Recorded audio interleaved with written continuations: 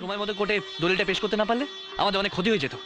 যাক বাবা, যেদিন থেকে মা লক্ষ্মী আমাদের ঘরে এসেছে আমাদের ভালোই হয়েছে।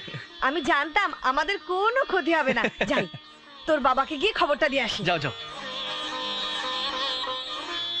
সোনালি, সোনালি, কি হলো? সোনা- আমি এখানে। সোনালি, সোনালি, সোনালি, আমরা কেসে জিতে গেছি। সত্যি? একদম।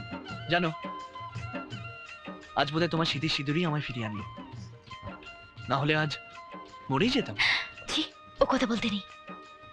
তোমার কিছু হলে তো আমি হারিয়ে যেতাম।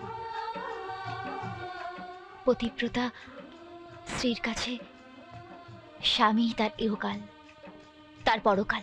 স্বামীর আগেও কিছু নেই, পরেও কিছু নেই। বৌমা, খেতে এসো।